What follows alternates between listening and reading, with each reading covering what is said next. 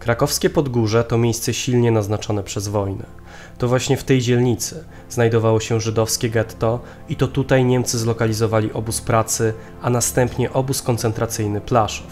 Tragiczną historię tego miejsca dodatkowo podkreśla fakt, że przez 2 lata w bliskim sąsiedztwie wcześniej wspomnianych miejsc funkcjonował kolejny symbol niemieckiego okrucieństwa.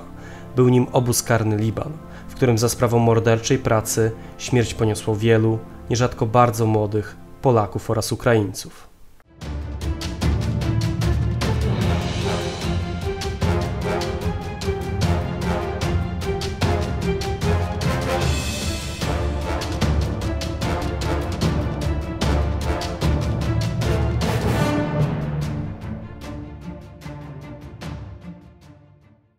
Historia tego miejsca sięga swoją pamięcią okresu średniowiecza. W kamieniołomie wapienie wydobywano już od XIV wieku, jednakże pod koniec wieku XIX założono w tym miejscu nowoczesny jak na owe czasy wapiennik wraz z kamieniołomem, którym zarządzała firma Wapienniki i Kamieniołomy Liban i Ehrenpreis S.A. w Krakowie. Do miejsca przygnęła jednak nazwa Liban, która pochodziła od nazwiska właściciela przedsiębiorstwa, żydowskiego biznesmena Bernarda Libana, który stał się właścicielem kamieniołomu w 1873 roku. Przedsiębiorstwo funkcjonowało do października 1941 roku.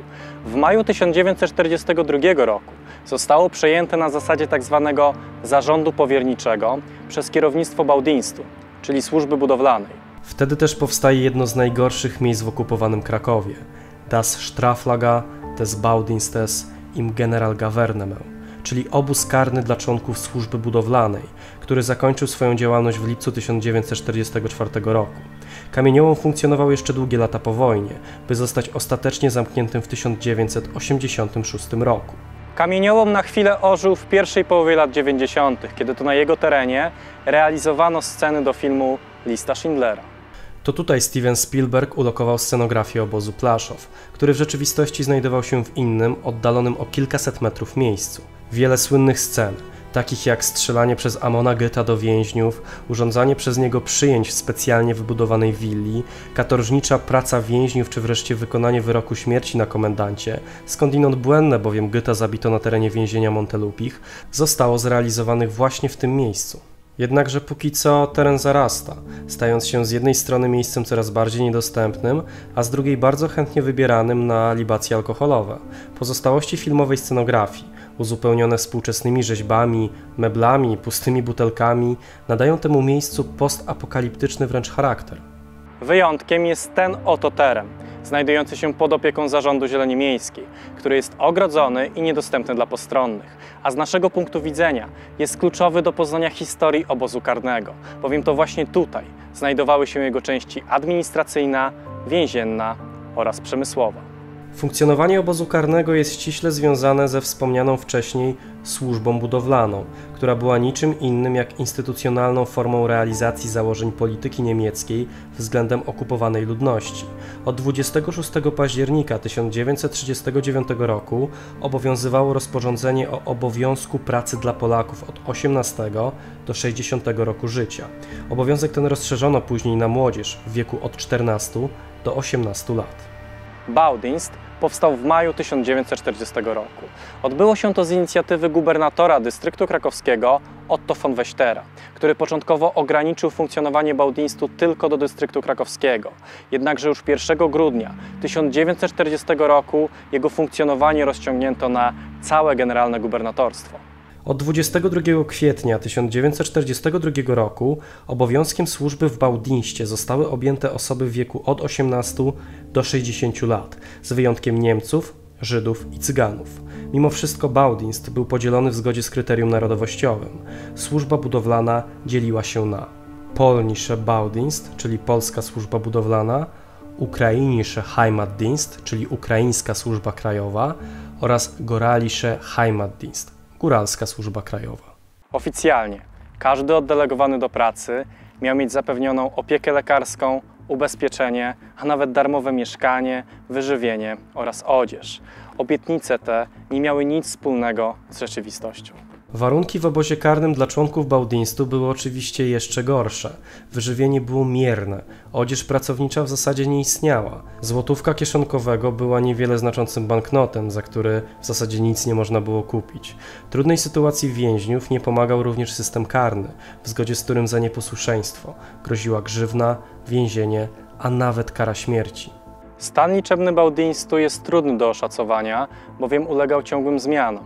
I o ile na samym początku w dystrykcie krakowskim wynosił 500 osób, o tyle już pod koniec okupacji, dokładnie w 1944 roku, wynosił aż 45 000 młodych junaków na terenie całego generalnego gubernatorstwa.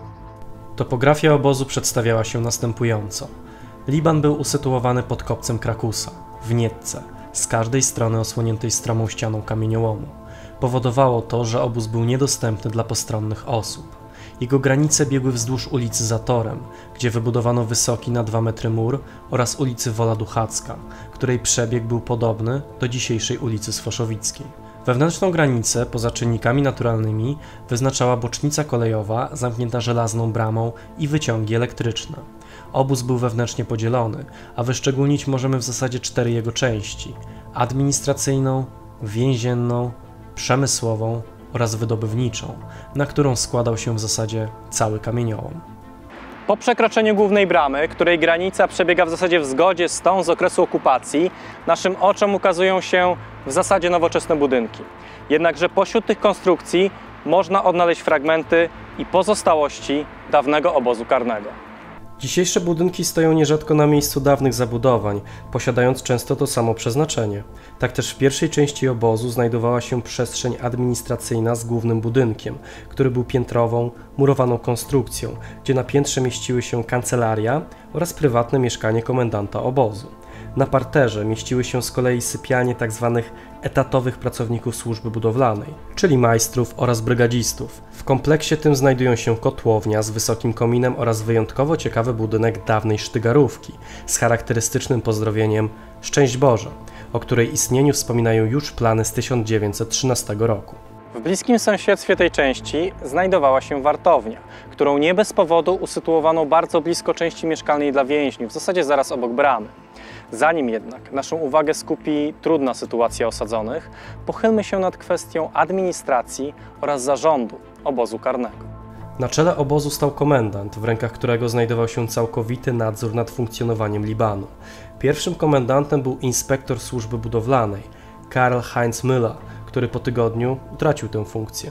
Na jego miejscu pojawił się niejaki Bruno Benecke, który przez cały okres funkcjonowania obozu mieszkał na jego terenie wraz z żoną oraz synkiem. Analogicznie jak jego pobratymcy na podobnych stanowiskach, cechował się daleko posuniętym okrucieństwem. Załogę obozu stanowił oddział Sonderdienstu, czyli służby specjalnej, który liczył około 20 funkcjonariuszy. Sonderdienst był czasem nazywany prywatną policją Hansa Franka, bowiem to w zgodzie z osobistym rozkazem generalnego gubernatora z 6 maja 1940 roku powołano do życia tę formację. Jednostkę traktowano jako formację policyjno-techniczną pełniącą rolę pomocniczą dla policji oraz służb bezpieczeństwa. Członkowie Sonderdienstu wykorzystywani byli do prowadzenia działań policyjnych i ochronnych. Ostatecznie pod koniec 1943 roku funkcjonariuszy służby specjalnej zastąpiły w Libanie formacje ukraińskie. W obozie karnym funkcjonariusze Sonderdienstu zachowywali się jak najgorzej. Okrucieństwo żołnierzy dobrze ilustrują wspomnienia Jana Tomali. Stojący na bramie Wachtpost, rudy typ w mundurze niemieckim, otwiera bramę i wpuszcza całą szóstkę, 2 więźniów i 4 policjantów. Na plac, jak się później okazało, apelowy. Udaje się sam w pierwsze drzwi od bramy. Wychodzi 6 podobnych zbirów. Odbierają od policji papiery, kwitują dostawę nas, odprowadzają policjantów do bramy, wracają i tu pierwszy chrzest. Mordobicie, kopanie, plucie, wypychanie na postwachę. Tam rozkutych kładą nas na ławę. Ściągają drewniaki, bo w takich obaj byliśmy, i biją pałkami policyjnymi. Po 15 razy w pięty i po 15 razy w pośladki. Pojęcie ludzkiej godności w obozie karnym po prostu nie istniało. Więźniom towarzyszyła ciągła przemoc i agresja ze strony strażników, wobec czego więźniowie byli całkowicie bezsilni. Wróćmy do topografii obozu. Jak wcześniej wspomniano, teren był wewnętrznie podzielony, a część administracyjną od części więziennej oddzielała brama oraz ogrodzenie z drutem kolczastym. Brama znajdująca się za moimi plecami jest dużym prawdopodobieństwem bramą, która była tutaj w momencie funkcjonowania obozu karnego. Prowadziła ona do części mieszkalnej więźniów, w której zlokalizowano baraki, izbę chorych, ustępy oraz drugie wyjście, prowadzące bezpośrednio na teren kamieniołomu. Początkowo barakiem dla więźniów był strych nieczynnego wapiennika, zwykłej szopy o wymiarach 90 na 23 metry. Wzdłuż ściany usytuowano prycze dla więźniów, które pokryto zgniłą słomą. Tego typu warunki były idealną pożywką dla robactwa oraz rozwoju chorób. Co więcej, warto pamiętać o tym, że więźniowie bardzo często spali bez jakiegokolwiek przykrycia, co było szczególnie niebezpieczne w okresie zimowym. Wiosną 1943 roku przystąpiono do przebudowania części mieszkalnej. Zorganizowano 4 sale z drewnianymi pryczami. Najmniejszą salę przeznaczono zaś na izbę chorych. Nieopodal części mieszkalnej znajdowała się część gospodarcza z prowizoryczną kuchnią oraz magazynem. Na końcu tego terenu, mniej więcej w tym miejscu, znajdowały się prymitywne ustępy dla więźniów. I warto w tym miejscu podkreślić bardzo złe warunki sanitarne panujące w obozie, w którym brakowało wody i podstawowych środków higieny. W centrum obozu umieszczono magazyn węglowy, piece wapienne, maszynownię oraz kuźnię. Wspomniane obiekty okalała bocznica kolejowa, przy której znajdowała się waga oraz wyciąg elektryczny. Na obrzeżach obozu znajdowała się dodatkowo pompa. Budynek kuźni zachował się do dzisiaj. Ta niegdyś solidna, ceglana konstrukcja dzisiaj stanowi kompletną ruinę. Jednakże zachowane kominy oraz polskojęzyczne napisy w dalszym ciągu przypominają o pierwotnym przeznaczeniu tego miejsca. Na miejscu dawnych pieców wapiennych znajdują się dzisiaj magazyny. Znajdująca się za nimi betonowa konstrukcja to prawdopodobnie pozostałości bocznicy kolejowej, która do niedawna służyła jako piaskownica. Na miejscu magazynu węglowego stoi dzisiaj nowy budynek. Wszystkie wspomniane przeze mnie miejsca były niegdyś źródłem katorżniczej pracy zlecanej polskim i ukraińskim więźniom. Jednocześnie w obozie znajdowało się kilkuset więźniów. Przez 2 lata funkcjonowania obozu łącznie znajdowało się tutaj około 2000 więźniów. Najczęściej byli to mężczyźni, którzy trafiali tutaj oddelegowani przez Urząd Pracy. Najczęstszym powodem pojawienia się w obozie karnym Bałtyńsku była niesubordynacja w poprzednim miejscu pracy, ale często trafiali tutaj również ludzie z łapanek. Czas odpracowywania kary trwał od 3 do 7 miesięcy, choć odnotować można wyjątki od tej reguły. Niezmienny pozostawał dzień roboczy, który zaczynał się o 6 rano i trwał do godziny 19. Wyjątek zrobiono zimą, podczas której dzień zaczynał się o godzinie 7 i trwał do zmroku. Praca polegała przede wszystkim na wydobywaniu kamienia, wypalaniu wapna i przygotowaniu tłucznia do budowy dróg. Praca przebiegała zazwyczaj w grupach. Jedni usuwali ziemię ze stoków wzgórza, odkrywając pokłady kamieni, inni rozbijali złomy skalne, pozostali odwozili kamień taczkami lub żelaznymi wózkami na szynach. Bez wątpienia jedną z najcięższych form pracy w obozie była ta polegająca na wydobywaniu kamieni z najniższych pokładów, znajdujących się na głębokości 40 metrów względem głównego poziomu obozu. Skały były tam bardzo twarde. Bardzo często natrafiano również na żyły wody, które ciężko było zatamować, przez co robotnicy musieli pracować po łydki w wodzie. Podobnie wyczerpującą była praca przy wypalaniu wapna, jak i również ładowaniu i rozładowywaniu pieców. Fazy wypalania miały miejsce w kilku piecach. Polegało to na tym, że jeden opróżniano z wypalonego wapna, po czym napełniano kolejny, a w pozostałych odbywał się proces wypalania. Nierzadko praca ta odbywała się w potwornym upale. Więźniowie często omdlewali, dostawali porażeń słonecznych, ataków kaszlu, a w konsekwencji zapadali na ciężkie choroby układu oddechowego. Praca przebiegała w ciągłym pośpiechu. Piece osiągały temperaturę nawet 70 stopni. Nierzadko więźniowie dostawali krwotoków. Ten koszmar najlepiej ilustruje pewne wspomnienie. Napełniając taczki znajdowałem się jakieś 2 metry od otworu komory piecowej, z której inni więźniowie wydobywali rozpalone do czerwoności kamienie wapna. Więźniowie ci mieli łapki, kawałki skóry przywiązane w przegubie ręki. Były wprawdzie łopaty do nabierania kamieni, nie mogłem jednak nabrać na łopatę większego kamienia i musiałem chwytać kamienie niczym niechronionymi rękami. Za pierwszym razem poparzyłem dłonie. Z otworu buchał żar, a po całym piecu rozchodziły się duszące opary. Zlany potem wychodziłem szybko, pchając ciężkie taczki na pole, gdzie owiewał mnie zimny wiatr i moczył padający śnieg.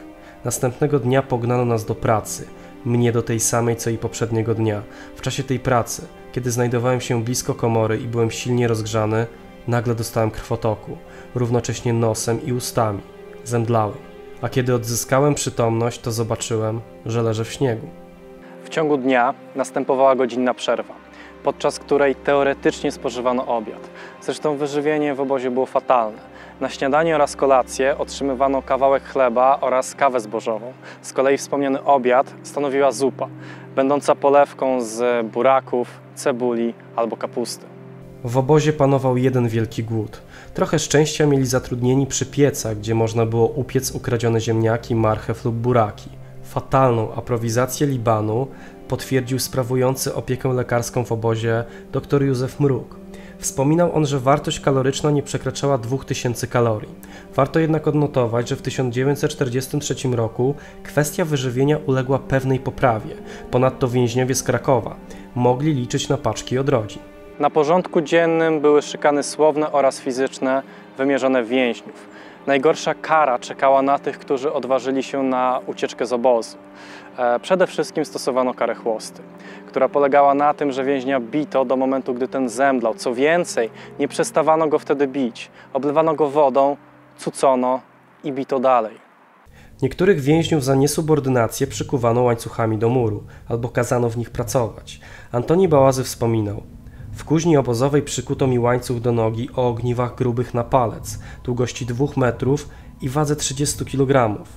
Łańcuchy takie służyły do spinania ładunków drewna na wagonach. W dzień podczas pracy łańcuch przy ciągłym ruchu ocierał nogę w kostce i pozostawiał głębokie, nigdy nie gojące się rany, które nie było czym opatrywać. Na noc łańcuchowych przykuwano do żelaznego słupa na zewnątrz baraku, na zimnie i deszczu nieraz przez kilka dni. Kres historii obozu położyła letnia ofensywa Sowietów, za sprawą której Niemcy stopniowo wycofywali się z miasta. Podobnie postąpiła administracja oraz wojsko obozu karnego Liban, która latem 1944 roku w zasadzie opuściła teren obozu. Rozprężenie udzieliło się również więźniom, spośród których na odwagę zebrało się kilku i zwyczajnie opuściło obóz. 24 czerwca 1944 roku było 154 więźniów, których nikt nie budził ani nie wyprowadzał do pracy. Jeden z więźniów wspomina o istnym bezkrólewiu, bowiem komendant obozu był całkowicie zajęty załatwianiem własnych spraw, które w rzeczywistości polegały na wywożeniu zagrabionego dobra. W końcu zdobyto klucze, otwarto bramę, a 80 więźniów opuściło znienawidzone miejsce. W obozie dalej pozostawało około 70 osób, z których kilkadziesiąt uciekło z obozu w ciągu kolejnych dni. 21 lipca 1944 roku w obozie przebywało już tylko 23 Polaków, w większości chorych i niezdolnych do przeprowadzenia skutecznej ucieczki. Komendant Beneke postanowił po raz ostatni zakpić z życia tych ludzi. Zamknął ich w jednym pomieszczeniu, a w nocy otworzył drzwi i nakazał więźniom uciekać. Więźniowie, przekonani, że oto nastąpił kres ich cierpienia i zaraz uratują życie, wybiegli z sali. Chwilę później strażnicy otworzyli ogień. Kule dosięgły prawie wszystkich uciekających. Ocalało jedynie 3, z których 2 faktycznie uciekło, a trzeci, Franciszek Łukasiewicz, ukrył się w izbie chorych. Ciała więźniów leżały przez resztę nocy, część wisiała na ogrodzeniach. Nad ranem pochowano je w zbiorowej mogile. 22 lipca 1944 roku obóz karny Liban przestał istnieć. Do dzisiaj nie sposób ustalić wszystkich ofiar zbrodniczej działalności Niemców w tym miejscu. Pozostaje mieć nadzieję, że teren ten zostanie sensownie zagospodarowany, a miejsca pamięci będą bardziej dostępne dla mieszkańców, podobnie jak pamięć o obozie i wszystkich ofiarach tego miejsca. Dziękuję Państwu za uwagę i do zobaczenia w kolejnym odcinku. Dziękujemy wszystkim naszym patronom za wsparcie. W dzisiejszym odcinku chcemy serdecznie pozdrowić panów Rudolfa Miczkę, Michała Sapkę, Adriana Martynowicza i Piotra Bulicę.